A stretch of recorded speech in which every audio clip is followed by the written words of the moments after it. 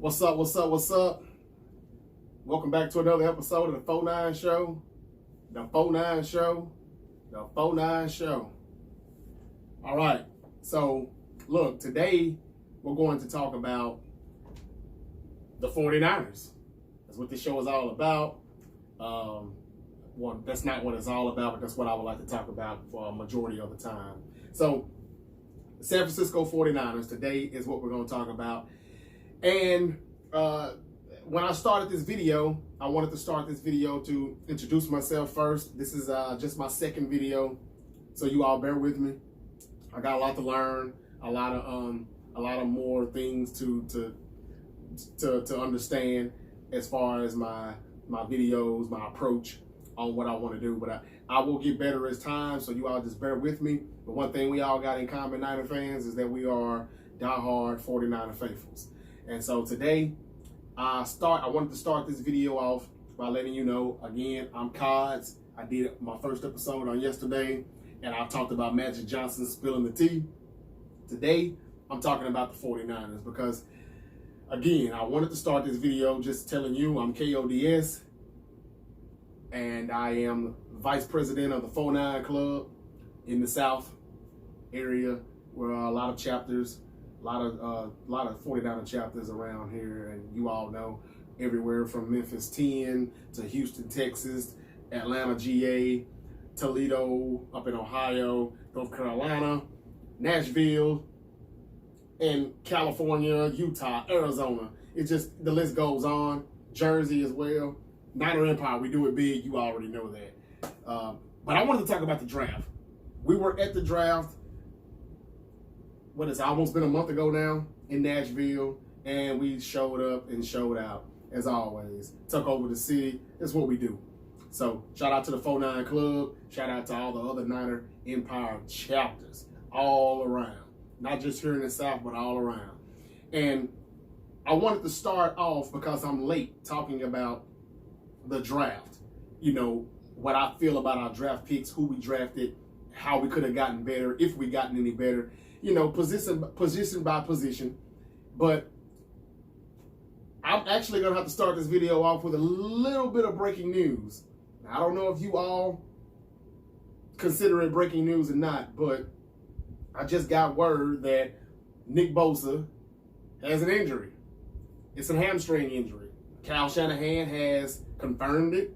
He says he does not know the severity of the injury, but he does have a hamstring injury.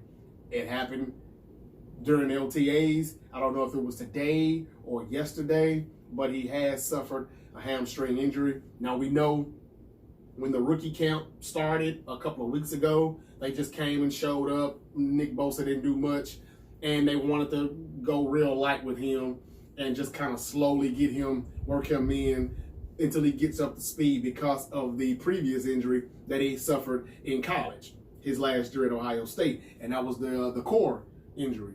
Now, I thought and I was told that he would be fine way before, you know, the season started, training camp and all of that, but they're slowly working him in. However, if that injury is 100% fine now there's another one. Now, again, Shanahan says he doesn't know the severity of it, but Nick Bosa has suffered a hamstring injury. I don't know which hamstring, left or right. I don't know if he just tweaked it. We don't know if he pulled it. We don't know if he just strained it, a minor strain. I have no idea. Right now, Shanahan's not saying much. He's just confirming that it is a hamstring injury. So, I hate to start the video off like this because what I was going to do was I was actually going to start the video off by talking about Bosa being the first pick that we had, number 2 overall, and then work my way on to Debo Samuel, Jalen Hurd, and that punter that we got in the 4th round. And, you know, just quickly work my way down. And what I was going to say before I heard this breaking news, shortly before I started my video, was that I think Bosa is the most polished defensive end that came out of the draft, and because we needed edge, I think that I knew that we were going to go with him. And I'm not surprised. I wasn't surprised by it. There were reasons why I was very skeptical about us picking Bosa. And the reason why I was very skeptical about that was because his injury issues. I mean, a lot of people don't want to admit it because he's a Niner now. Niner fans won't want to come on and say it, but I am going to be the person who does videos, and I will tell you and say out loud what you don't want to say. And I'm going to say it. He's been injury prone. And I don't know if this is serious or not, because it may not be. I don't want to jump to conclusions. But this is still a red flag immediately in OTAs. And I think this is light work. This is light work. I don't think he's doing a lot.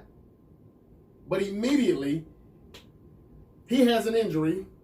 And of course, he's not going to do anything else the rest of OTAs. He may not make mandatory minicamp, even if he is okay. They'll probably just tell him to just relax, chill.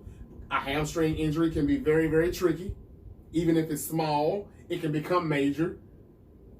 So even if it's minor, you don't want to put him out there on the field too soon in these practices, and then it becomes major, and then it goes from something that you thought you could be out for 2 weeks, and you can end up being out for 2 months. I mean, you just never know. So it's just kind of tricky that the man already has an injury as a pro, just like that, through I'm sure it was light work, a light OTA practice. He pulled something. Now, injuries have haunted us. 49er fans, come on now, you know it has haunted us. We have had so many injuries, it's ridiculous. They finally fired the strength and conditioning coach, the trainers. They got rid of that whole staff because they are trying to get down to the bottom of why we cannot keep players healthy. Jimmy Ward, Jaquiski Tartt, the list goes on. Players stay going down. Reuben Foster was another player that couldn't stay on the field. No matter how dynamic or explosive he would have been, he could not stay on the field. It was a terrible draft pick. It was a wasted draft pick. And yesterday, him tearing his ACL confirmed it. I mean, there's even what the word is that it not only is it's a torn ACL, it's also it's possible that it could also be artery damage. Meaning he's probably tore his leg all the way up. So he may not just be out for the season, his career could be shot. Who knows? Now that's not our problem anymore, thank God, because he's in Washington. But that was a pick that we made. And I'm bringing that up. I'm saying all of that to say this. I hope and pray we have not drafted another player who was supposed to be so dominant in the NFL professional level, because he was, when he was healthy, in the collegiate level, is turning out to be injury prone. I hope not. But again, Shanahan says he doesn't know the severity of the injury. All we know is that Nick Bosa is going to be out for a minute because of the hamstring injury. Because you don't want to play around with it. You don't want to, put him out there too soon. Mandatory minicamp starts on like June 11th through 13th. You don't want to have him out there and he retweaks it or pulls it or tears it. I mean, there's just so many things that can happen. You gotta, you just gotta really just kind of just let it just kind of heal. You really just can't do nothing. You need it to heal. And I don't know how that's going to go, but we know we want him week 1 to be ready, but we also would like for him to have a nice, good training camp in. It's his rookie season. We would like for him to be there. And, we don't want him to miss, all of this practicing and learning the playbook and all that and whatnot. Usually when that happens, it's because the rookie hadn't graduated yet. I think Solomon Thomas missed some time because he still had classes and he had to do those things. But this guy's done. The school is not the issue, test, exam. This man is ready to come in, and he actually showed up. And I don't know. I will make another video as soon as I find out the severity of the hamstring injury. But I just wanted to start off with saying in this video that Bosa does have a hamstring injury. We just don't know the severity of it yet. So I'll keep it moving. The part of this video, the plan in this video today was going to be to talk about is Nick Bosa going to play the Leo, or is he going to play the big end on the other end, on the other side? And that's something that remains to be seen. We won't know until they get out on the field. We won't know until we start getting these reports from Matt Mayoko and all these other writers, beat writers, reporters. And then week one, let's be real, when we see them on the field, or preseason games when we see them on the field. We don't really know what he is going to be playing yet. But, you know, the word is that Dee Ford is going to be strictly pass rush only. Well, if Dee Ford is going to be a pass rusher only, man, that leads you to wonder, is he going to be on the field on base downs? We don't know. Okay? We still got all our D linemen. Eric Armstead's coming back for a fifth year on the fifth year option, which I didn't really agree with, but because Solomon hadn't stepped it up, you can understand why they would like to keep everybody. There was rumors that Solomon Thomas was going to be traded on draft day, maybe, or during the draft. It didn't happen. Whether it was true or not, I think it was somewhat true, but they couldn't find the right suitor. And his contract is easier to take on than Eric Armstead's, as far as 1 year goes. So you got Solomon, you still got Saleh, AA, Defoe, Dee Ford, Bosa. That's 5 linemen right there. Not to mention we got Kentavious Street coming back, who didn't play last year as a rookie. You also got, we still have, there's going to be a lot of rotate. DJ Jones, can't forget about him. And base downs, I'm sure. He that big wide body is going to have to be out there on first and second downs, or base downs where a second and short, third and short, you know, taking Earl Mitchell's spot. It was easy to let him go because DJ Jones showed some promise toward the end of last season. So you got DJ Jones as well. That's a 6th guy. We also still got Sheldon Day. I don't think Thornton makes the roster. He comes back from retirement, I believe. But, man, we've got about 7 or 8 D linemen. And the rotation will be nice. It will be. But the purpose of my video today was going to be, where do you all see Bosa being, and where do you see Dee Ford being on the edge? Now, I think what we think, I think I can say this, and I think we all could probably agree, even though we don't know for sure yet. But I think that on nickel downs, and let's be real, that's about 70% of the game. 70% of the time, I think we'll be in nickel, because it's the passing league now, let's be real. So I think we can all agree that on nickel downs, we'll be seeing, I think, Bosa at the big end, Saleh inside, DeForest Buckner inside, Dee Ford right next to him on the outside, playing a Leo. That's the front four that I think we'll see in passing downs, in nickel downs. Bosa at the big end, Solomon Thomas next to Bosa inside, DeForest Buckner inside, Dee Ford on the edge. Now, I know you're thinking Solomon Thomas or Eric Armstead. I think Eric Armstead will be inside next to Buckner on base downs. I think Solomon Thomas will be inside on passing downs, pretty much like it's always been. But I would like to see Solomon Thomas inside every down. Let's see what he can do. This is year 3. Going into year 3, I gave him a pass because of what I found out about his situation, his life, his personal life has not been good. Right after his rookie season, his sister committed suicide. I forget what it was that she was dealing with. I don't know if it was mental health issues or whatever, but that's a hard pill to swallow. When I found that out, I was like, oh, okay. I can see why his second season wasn't any better than his rookie season. I hope that he somehow can mentally be more prepared and ready. You never get over losing your sister, especially the way you lost your sister. But I hope he can mentally be prepared for a good football season, show us that he's not a bust, because I know a lot of Niner fans get very sensitive when somebody says, tweets, posts, or whatever, comment on Niner videos that Solomon's a bust. And I didn't like the pick in 2017, I'm not going to lie to you.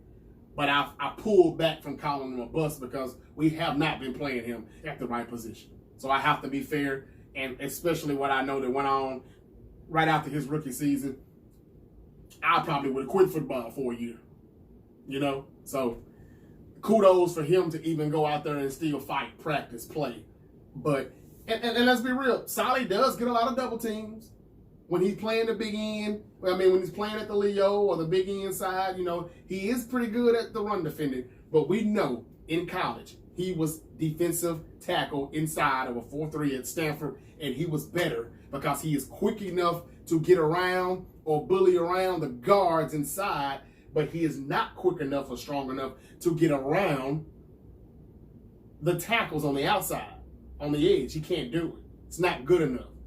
Now, if you put him inside, I think now you've got him where he belongs, and I think Robert Saleh needs to do that more. If Robert Saleh doesn't figure this out, he has to go after the 2019 season. Hands down. He has to go. I'm not a fan of Robert Saleh. I'm not. He has to go if he doesn't figure out what to do with Solomon Thomas. What's our new defensive lineman's name? Chris Kasurik. I think that's what it is. He comes over from the Detroit Lions.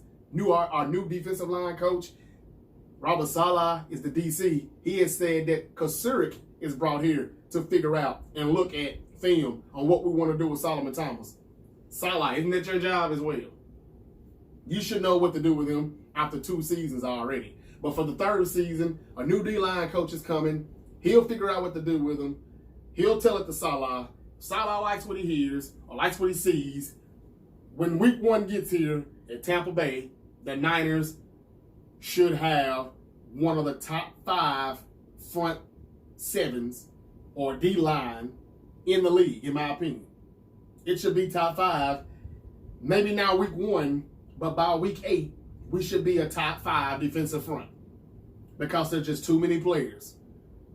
From Eric Armstead and Solomon Thomas rotating next to Buckner in the middle, to Bosa and Ford being on the edge on passing downs, or kicking Solomon Thomas out to the edge on base downs, or even having Armstead on the edge on base downs to stop the run, because he is good at that. I think Armstead should be on the big end. I think Solomon Thomas and Buckner stays inside, and I'm talking about base downs now. Armstead, Solomon Thomas, Buckner, and Bosa. Bosa can be at the Leo position on base downs, but I think when nickel downs come up, I think you kick Bosa back to the big end side. Ford comes on the field and goes at the Leo. Because Bosa is not as shifty, bendy, and explosive as Dee Ford. We know that. He's not. But Bosa is good with his hands, strong, tough, physical, and he can stop the run pretty good. I'll give him that. Now, if you get your hands in Bosa's chest, the play is over with. It's done. If you get a run and you get past him, he's not going to really be that guy. I said this before the draft. When I was talking about Quentin Williams or Josh Allen, everybody was like, oh, K.O.D.S, come on, man, really? Bosa's the best. You got to go with Bosa. Okay, well, we got him. We got him. And I knew we would get him because I knew what we needed. But here's the thing. If they don't figure out how to use Dee Ford, because I know a lot of people are probably thinking that, well, Dee Ford can play the Sam linebacker position on base downs and then rush the passer on 3rd downs. No, that's not going to happen. I don't think Lynch, Shanahan, or Robert Saleh sees or wants Dee Ford to play any kind of coverage. I don't see it. I don't believe it. They don't want him doing any of that. They said when they signed him and they introduced him at the press conference, they said, we want him to do nothing but rush the passer. And I think that's what he's going to do. I think he's going to rush the passer only. But that doesn't mean he'll only be out there on 3rd downs. I mean, we could be in the nickel 1st, 2nd, and 3rd down a majority of the time. You know, base downs, it's just teams are rarely in the base downs anymore. Teams are always throwing. Like I said, 70-80% of the time, we're going to be in nickel situations. But it's going to be interesting to see how much they're going to use Ford, where they're going to have him at, who's going to be the LEO Bosa, or Dee Ford because they're really both Leo's position. They're really built for Leo position. Bosa was in college. Dee Ford is now that he's in a 4-3. How many of you wonder if Dee Ford is even going to be a good fit with us coming from playing a 3-4 outside linebacker in Kansas City, being now asked to come to a 4-3 team playing the end, the Leo end of playing the Leo of a 4-3. I don't know. Some people say, man, you just put your hand in the ground. It's no difference. From standing up, rushing, and putting your hand in the ground. Well, with some people, it is a difference. I don't know. We'll see. He's a hell of a player. When he's healthy, he's a hell of a player. But he has dealt with injuries as well in the past. But when he played last year and he was healthy, he balled out. But can he do it with his hand in the dirt?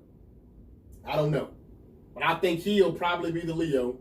And I think on base downs, Bosa will be the Leo. And I don't see Ford being on the field because he's a liability if he plays the big end or any end on base downs because they will run at him. As good as our pass rush may be for the 2019 season, he is undersized and not as physical to be out there on running downs. They will run right at him. I don't think he can hold his own with the tackle and the tight end blocking him on the edge. I don't see that. So I don't think that he can be in there. That has to be Eric Armstead or Solomon Thomas. I'm sorry, it does. With Bosa on the other side. But again, 70 to 80% of the time, the Niners are going to be in nickel anyway. They're going to be in nickel coverage because, let's be real, you can hardly ever play your base downs because nobody is playing 21 personnel like Kyle Shanahan does a majority of the time. There's not going to be 2 wide outs, a running back and a fullback. No. It's going to be 3 wides, possibly 4 wides, single back. Sometimes 4 or 5 wides with no back in the backfield. So, that's basically what I wanted to, I can't say yet. I'm going to do a video breakdown pretty soon on Dee Ford and Nick Bosa. And then as we go through the video, as it progresses, I'll kind of determine where I think they'll go. As of right now, I just kind of want to ask you all, the Niner Empire, what do you all think? Does Bosa play Leo or Big End? I think Bosa plays Big End on pass downs and the nickel, and I think that the Leo will be played by Dee Ford. I don't think that Ford can be out there on base downs. I just don't. Which is some of the reason why I was surprised that we made the trade. I know you're thinking, hey, we paid him a lot of money, gave up a 2nd-round pick. He has to be on the field all 3 downs. Well, if it's nickel coverage, yeah. If it's nickel downs, he will be out there. And that's going to be a lot. But I don't see him being out there the entire time, regardless of the contract, because he will be a liability. And if it's one thing that I know we will be mad about and pissed off about is if we complain all these years about not having a consistent pass rush to help out our secondary, is when we finally get the pass rush and all they do is just run right at it and they're running it down our throats. So now we can pass rush, but we can't run defend. That's not going to be good. So that's where DJ Jones comes in at, being inside with Buckner on base downs. I also would like, rotate. Sometimes DJ Jones, sometimes let's see what Saleh can do next to Buckner, Armstead next to Buckner, and then edge stays the same. Bosa on one end, Armstead or Saleh on the other end. And if Armstead is outside on the base down, then Saleh needs to be inside, or vice versa. Or if you want to throw DJ Jones in, okay, that's fine. Saleh or Armstead on the outside. We've got enough D linemen. They should figure it out. They should rotate well. I want to say that we got a good defensive line coach because the last guy we had was not. If this pass rush is better, we will be better, point blank. Richard Sherman has already came out and said that the secondary wasn't the problem. It was just a lot of people blowing assignments, young, inexperienced, not knowing where they're supposed to be. Now, one thing that could have solved that would have been Robert Saleh coaching these guys up better. I've seen Fred Warner play lights out football his rookie season, but in coverage, I seen him be all over the field, all over places, in the wrong place, blown assignments, bad coverage. I've seen him and Malcolm Smith just pretty much do the Three Stooges, and just, kind of bumping into each other while Saquon Barkley goes this way, and both of you were outside. One should have stayed inside, not knowing where they're supposed to be. These are the blown assignments that I'm talking about. Nobody being where they need to be in those zones. But on one Monday night game, the only good game that I think Robert Saleh called all season long, we played a man press coverage. We looked flawless for about 3.5 quarters. Who remembers that? Marquise Goodwin was warming up with no shirt on in cold Lambeau Field. I'm like, I think we're ready tonight. C.J. Beathard was looking good. Goodwin, they were connected on passes, deep balls. I mean, it was just looking good. Aaron Rodgers was like, this is not what I saw on film. Because he switched it up. We didn't play zone, we played man. Even Jimmy Ward was looking good. And I'm not a Jimmy Ward fan either. I saw the pressing on the outside. From the corner, Sherm, Ward, Spoon. It was looking good. Then Ward got hurt, as usual. And what's the guy's name that came in? Man, I can't think of his name. Another corner came in, though, and he stunk up the place. I want to say it was Maben. I think Greg Maben came in, and Aaron Rodgers looked like he just won a lottery. And that's what good quarterbacks are supposed to do. You take advantage of the situation. A man's down. You go right at it. And he did.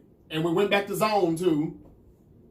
Which, I thought we should have just stuck it out. Just kept playing it. If he beats us like this. We're going to stick to what's been, what's kept us in this game and has gotten us the lead over the Green Bay Packers, Aaron Rodgers. But we didn't stick with it. We went back to zone. We messed it up. Aaron Rodgers ate the zone up. Touchdown after about 7-8 plays. And we lost the game. Same old same. Robert Saleh has to go if he doesn't figure it out this season. And there's no excuses with Bosa and Ford. There's no excuses. If everybody stays healthy with the new strength and conditioning coaches that we brought in and all that, we should be fine. At least I hope so. I don't see anybody really posing a big threat to us.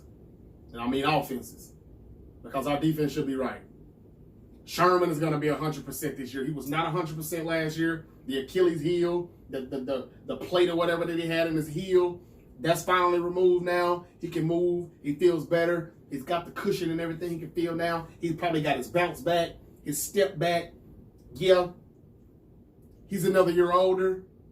He's probably lost another step, but then again, he might have gained a step back from the 2 steps he lost last year. We don't know. I think he'll be better.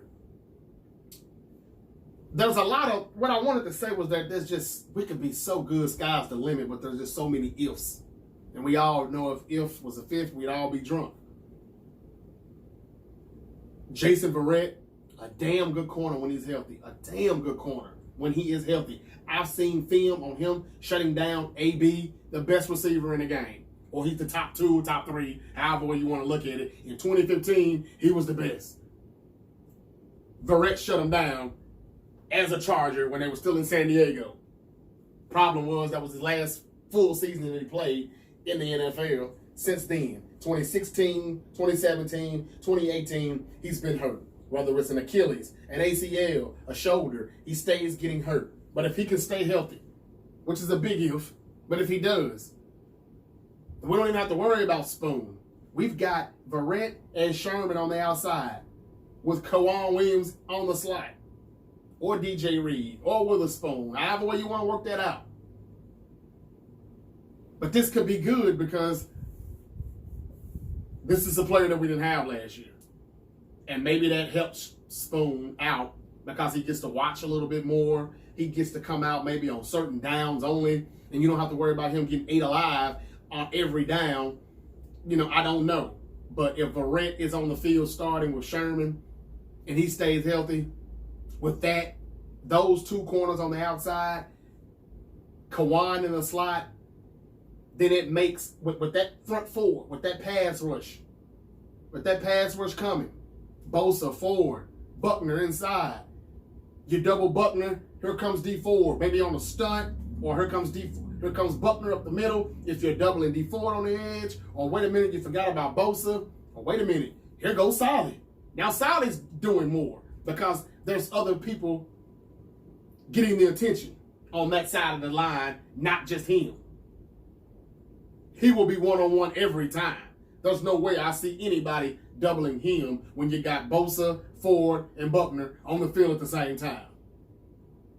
So see, it seems like it's sky's the limit for our D-line. It does. So if that pass rush does what we expect it to do, and Verrett and Sherman are at corner, it makes Jimmy Ward and Jaquiski Tartt look a lot better than what they really are. Now, the only thing I'm going to hate about that is if Jimmy Ward ends up balling out because of that front seven that he's hiding behind, he's going to mess around and get a big long-term deal. And I'm not going to be happy with that because I just know he'll be hurt most of that whole 4 or 5 year deal that he'll get. Now, I'm not saying I want him to go down and tear something in training camp. Because what good would that do me when we don't have another safety? We got to go back to Colbert. And then if we go back to Colbert, then who's his backup? I mean, we didn't address safety, but I'll get to that in another video. But I digress from the Jimmy Ward thing. Him and Tartt will be a lot better if it's a good front seven. Remember when we had Deshaun Golson and Dante Whitner? Remember that?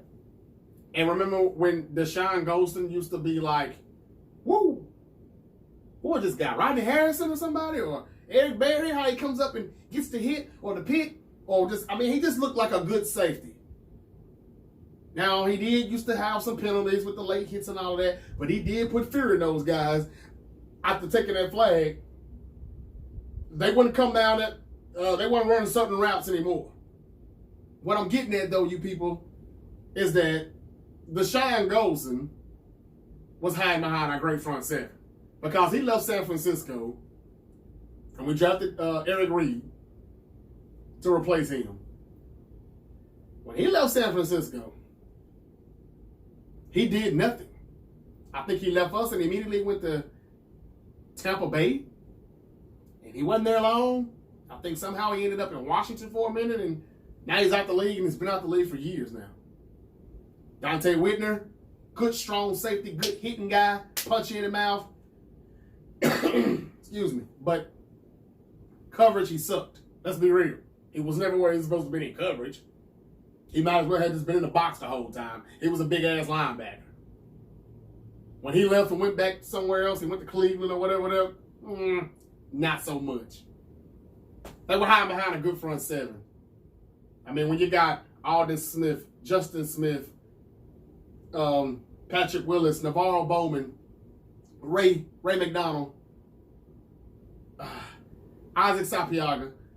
I mean, the list goes on. That was a damn good front four with great linebackers. Damn good front seven. That's what they were hiding behind. This can make Ward and Tartt look good if that front seven is ready. Now, I know I've only talked about the D-line and how they'll rotate 7 or 8 guys deep. But let's see how good that D-line makes the rest of the front seven. Fred Warner playing the mic still. Quan Alexander, who's just gotten here, playing at the wheel. If he comes back healthy, see, that's another if again. Too many ifs. If with Quan Alexander, if with Jason Verrett, if now with Nick Bosa, if he's going to be healthy. But if these guys do stay healthy, man, sky's the limit. We could be unbelievable. We could go from worst to first. Really. We could be reliving the 2019 season, could be reliving the days with my man here, Steve Young. And as you can see by what he's wearing, that is the 94 season, which is the last year we won the Super Bowl. It could happen. And again, if was a fifth, we'd all be drunk. I'm giving you a lot of ifs, but I do believe those things can happen if they're healthy. Quan Alexander will be a lot better playing at the wheel than he did at the mic. I know he's got a lot of good highlights, and he also has a lot of bad highlights that they don't show you when he missed a lot of tackles. That's fine. But if he's playing the wheel, that's a little bit better. Fred Warner's going to be our mic. Who saw that coming when we drafted him? Nobody saw that coming. He's supposed to be in the wheel, playing next to Reuben Foster. Now he's doing Reuben Foster's job. Reuben Foster's career is probably history. And we had to spend money on Quan Alexander because of Reuben Foster being a bust and a disappointment. So, you know, these red flags with these drafts, John Lynch, I'm going to do a video about you too, because this is a make it or break it year. This is year 3. No more excuses. Yeah, my quarterback got injured. Yeah, my running back got injured. Blah, blah, blah. We know. But you still have to put numbers up at some point, because we know Jed York gave you a 6-year contract that he will fire your ass in 3. I mean, we know that. He's impatient. All these owners are impatient. It'll happen. And Shanahan, he brought Lynch in. So Shanahan is safer than Lynch. And I don't know if that many people will be upset if Lynch goes before Shanahan. We know Shanahan will get us 27 points a game with mediocre players, with practice squad players, Kendrick Bourne, Richie James. But with that being said, if those guys stay healthy, we should be averaging 30, 32 points a game. Well, that can happen if they're on the field more, because the defense is upgraded and they're getting off the field.